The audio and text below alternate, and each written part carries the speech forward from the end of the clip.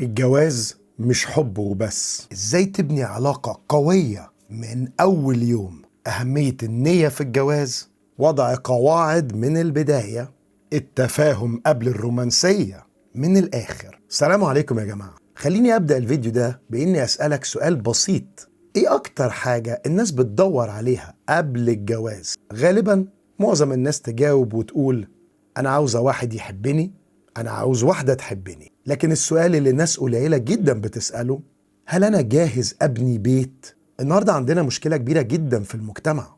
ناس كتير بتدخل الجواز وهي فاكرة ورسمة قدامها إنها داخلة قصة حب، لكن الحقيقة بقى إن الجواز مش قصة.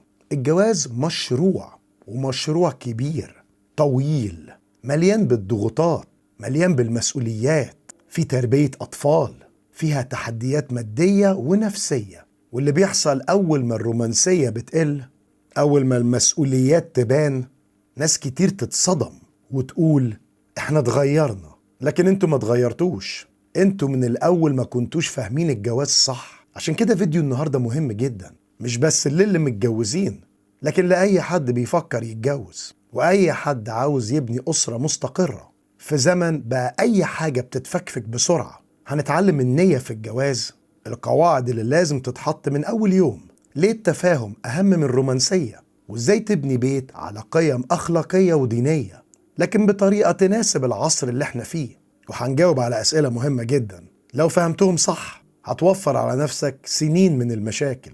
هل الحب كفاية عشان الجواز ينجح؟ بكل وضوح لا. الحب مهم جدا، محدش ينكر ده، وهو اللي بيخلي الناس تقرب من بعض في البداية. لكن الحب لوحده مش نظام حياة. يعني ايه مش نظام حياة؟ يعني الحب مش هيقولك تتصرف ازاي لو حصل مشاكل او اختلافات. الحب مش هيعلمك تتحمل المسؤولية، مش هيخليك تصحى بدري تنزل تشتغل وتوفر لبيتك. الحب احساس، والاحساس بطبيعته بيتغير. في ايام الحب هيكون فيه قوي جدا، وفي ايام تانية هيقل جدا بسبب ضغط الشغل، ضغط المشاكل، ضغط الأولاد. اللي بيكمل العلاقة مش الحب، اللي بيكملها هو الالتزام، الاحترام، المسؤولية، والخوف على البيت. في ناس كتير جدا بتحب بعض جدا لكن فشلوا في الجواز، وفي ناس تانية يمكن ما كانش بينهم قصة حب مولعة لكن نجحوا جدا عشان عرفوا يبنوا بيت صح. ايه أهم حاجة لازم أبدأ بيها قبل الجواز؟ أهم حاجة تبدأ بيها هي النية. انت داخل الجواز ليه؟ أنا عارف إن السؤال ده شكله بسيط، لكن إجابته تحدد مصير كل حاجة في العلاقة. لو داخل الجواز تهرب من الوحدة، أو عشان كل أصحابك اتجوزوا، أو علشان الشكل الاجتماعي الناس بدأت تتكلم، هتتعب جدا. لأن أول حاجة هتحسها إنك داخل حاجة أنت أصلا ما كنتش عاوزها. لكن لو نيتك بقى تبني أسرة، تتحمل مسؤولية، تعيش حياة مستقرة بالحلال، وتكون راجل أو تكوني ست بتعمل اللي عليك، ساعتها هتستحمل، هتصبر، وهتحاول دايما تصلح. النية هي اللي بتخليك تكمل وقت ما المشاعر تبدأ تختفي أو تقل. طب يعني إيه النية السليمة في الجواز؟ النية السليمة في الجواز هي إنك تبقى داخل الجواز ده بنية أدي مش آخد. يعني إيه نية أدي وما خدش؟ يعني مش داخل الجواز ده بتقول لنفسك أنا داخل انبسط، لكن داخل بتقول أنا بتجوز عشان أبني وأشيل مسؤولية وأدي كل ما عندي. النية السليمة فيها احترام للدين، رغبة قوية في الاستقرار، واستعداد للتضحية. وفيها كمان فهم مهم جدا إن الجواز مش دايما سهل. في أيام هتتعب، في أيام هتختلف، لكن طول ما النية صح هترجع وتصلح. لكن لو النية من الأول كانت سطحية، أي مشكلة صغيرة تقابلك ممكن تنهي كل حاجة. هل لازم فعلا الواحد يحط قواعد من أول يوم؟ ده مهم جدا، وحاجة ناس كتير جدا بتستهون بيها وبتدفع تمنها بعد كده جامد. القواعد مش معمولة عشان تعقد الجواز، القواعد معمولة للوضوح. من أول يوم لازم يكون في اتفاق على حاجات مهمة، زي نتكلم وقت الاختلافات، مفيش إهانة، مفيش صوت عالي، حدود لتدخل الأهل، طريقة صرف الفلوس، وتوزيع المسؤوليات. إيه ده؟ ليه كل ده مهم؟ مش الحب كفاية؟ لأن من غير قواعد كل واحد هيشتغل بطريقته، ولما الطرق تختلف تبدأ المشاكل الكبيرة. القواعد بتقلل الاحتكاك وتخلي كل واحد فيكو فاهم دوره، وبتمنع المشاكل تكبر وتخرج عن حدها. البيوت الناجحة مش اللي ما فيهاش مشاكل خالص، لكن اللي عندهم إدارة ناجحة للمشاكل. طب ليه ناس كتير بتتخانق مباشرة كده بعد الجواز؟ لأنهم دخلوا الجواز بصورة خيالية مش واقعية خالص. قبل الجواز كانت الدنيا عبارة عن خروجات، كلام حلو ورومانسي، مفيش مسؤوليات. بعد الجواز مصاريف، ضغط شغل، تعب ومسؤوليات البيت، وهنا بتحصل الصدمة. والمشكلة الأكبر بقى إنهم ما بيتكلموش على أي حاجة مهمة قبل الجواز. مفيش مناقشات عن الماديات، الأطفال، طريقة الحياة. كان كل التركيز بحبك، لكن مفيش أي فهم حقيقي للشخص اللي قدامك. فأول ما الحقيقة تبان يبدأ الانصدام الكبير. طب هو إيه الفرق بين التفاهم والرومانسية؟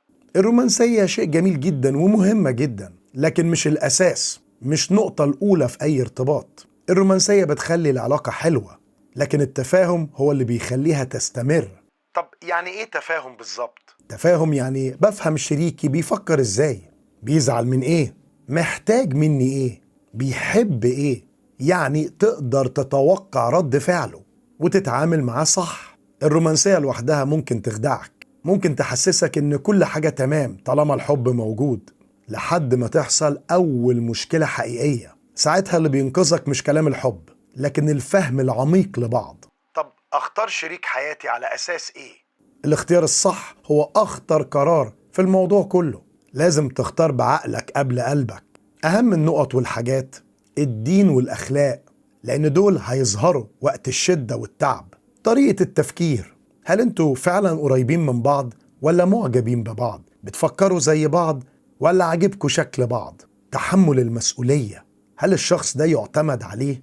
هل الشخص ده فعلا سند ليك؟ يقف جنبك في المشكلة ولا يقف جنبك بس في طابور فيلم السينما؟ اختار حد بيحترمك، بيسمع لك، بيقدر الحياة الزوجية، لأن الحاجات السطحية زي الجمال بتروح، لكن الأخلاق والتربية والقيم بتفضل. طب ازاي انا كراجل اعامل زوجتي صح بطريقة دينية وفي نفس الوقت حديثة؟ الدين حطلنا قواعد واضحة جدا، لكن ناس كتير بتفهمهم غلط. المعاملة الصح معناته رحمة مش قسوة، احتواء مش تجاهل، مشاركة مش سيطرة. الراجل مش دوره يسيطر، دوره انه يقود بس بحكمة.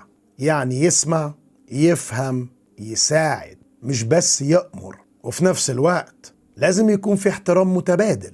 البيت عمره ما هيمشي بالحب بس ولا بالقوة بس، لكن بالتوازن. الدين ما قالش تظلم ولا قالك تسيب خالص، قال تعيشوا بالمعروف. طب ازاي نربي أولادنا في الزمن ده من غير ما تضيع القيم؟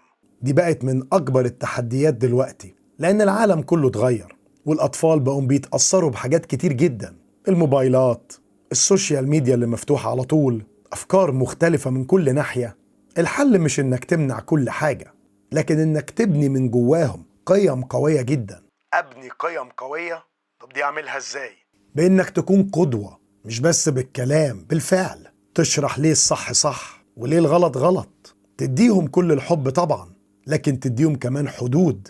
الأب والأم لازم يكونوا فريق واحد، مش كل واحد في اتجاه. لو الطفل شاف تناقض هيضيع. التربية مش أوامر وبس، التربية علاقة كاملة. طب إزاي أحافظ على علاقة بعد سنين من الجواز؟ العلاقة زي أي حاجة في الدنيا، لو ما اهتمتش بيها هتضعف. الحفاظ عليها محتاج تجديد مستمر، كلام حلو، وقت سوا مع بعض، اهتمام حتى لو بسيط، حل المشاكل بسرعة. ما تسيبش المشكلة تكبر، لأن كل ما هتستنى على مشكلة كل ما الموضوع هيتعقد أكتر. تالت حاجة تقدير الشريك. ناس كتير بتتعود على بعض قوي وتبطل تقول كلام حلو لبعض، وده بيقتل العلاقة ببطء. رابع حاجة بقى التفاهم مع التغيير. الناس بتتغير مع الوقت، ده شيء طبيعي، وبالتالي العلاقة لازم تتطور معاها. أقوى العلاقات مش اللي ما فيهاش مشاكل، لكن اللي عرفت تعدي من المشاكل وتكمل. الخلاصة يا جماعة، الجواز مش حب وبس، ولا رومانسية وبس، ولا كلام حلو وبس. الجواز نية ومسؤولية وتفاهم وقيم. لو بدأت صح هتوفر على نفسك تعب كتير، ولو بنيت بيتك على أساس قوي هتعرف تحميه من أي حاجة حواليك. اكتب لي بقى في الكومنتات ايه أكتر حاجة في الجواز انت شايفها مهمة وبتعمل مشاكل. ولو استفدت من الفيديو ما تنساش تعمل له لايك شير وسبسكرايب عشان غيرك يستفاد. هو ده ازاي تبني علاقة قوية من أول يوم.